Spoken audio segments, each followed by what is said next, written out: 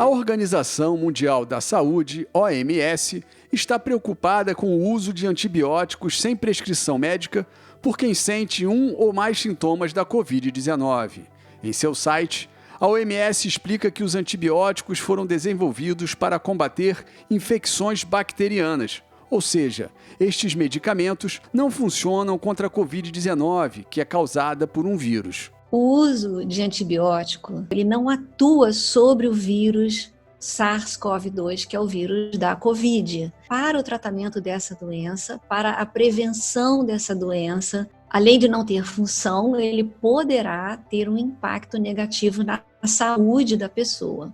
Então, se não existe outra infecção associada que seja causada por uma bactéria, o antibiótico não tem função, nem para prevenir e nem para tratar Covid. O uso de antibióticos pode tornar algumas bactérias mais resistentes, dificultando o tratamento de doenças. A resistência de bactérias aos antibióticos é considerada atualmente uma das maiores ameaças à saúde global. Por isso, todo ano, a OMS promove no mês de novembro a Semana Mundial do Uso Consciente de Antibióticos. Qual é o problema da resistência? A gente já tem muitos casos de infecções sem possibilidade de tratamento.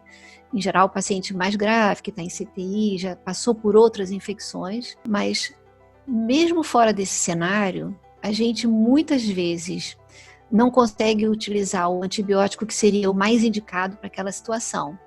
Mas a gente já evoluiu tanto na resistência que já não serve mais aquele, a gente passa para um outro, que é um segunda linha. O que tem um segunda linha? Vai ser mais tóxico, deve ser mais caro, vai ter mais efeito colateral. Então, por isso é importante a gente usar quando precisa. Então, tem um benefício garantido? Usa.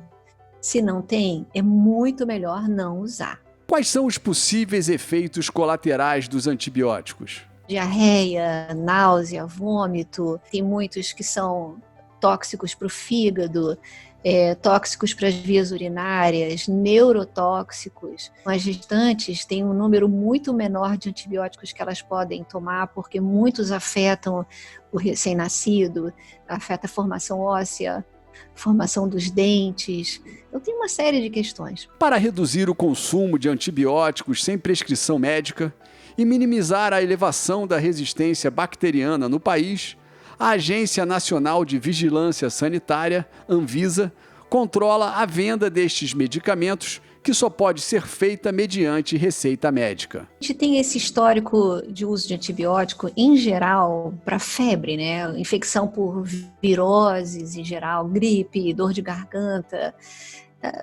90% ou mais das infecções de garganta que a gente tem são por vírus. Então, o antibiótico não vai ter efeito nenhum e terá os outros problemas sobre os quais a gente falou.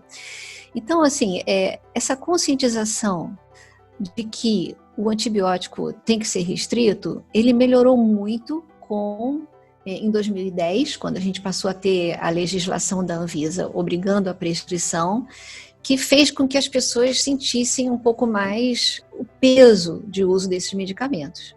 Então, a automedicação ela tem que ser evitada a todo custo, porque a gente tem muito mais chance de fazer mal à nossa saúde do que fazer bem. A prescrição de antibióticos para pacientes da Covid-19 faz sentido em alguns casos mais graves, que podem ter complicações decorrentes de uma infecção bacteriana. O vírus da Covid afeta o pulmão.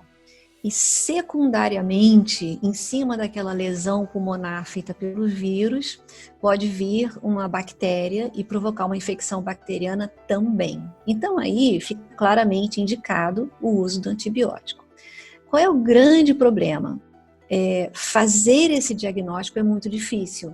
E o que a literatura está mostrando é que isso acontece muito pouco. Nas pessoas com infecção leve e moderada, praticamente nunca tem.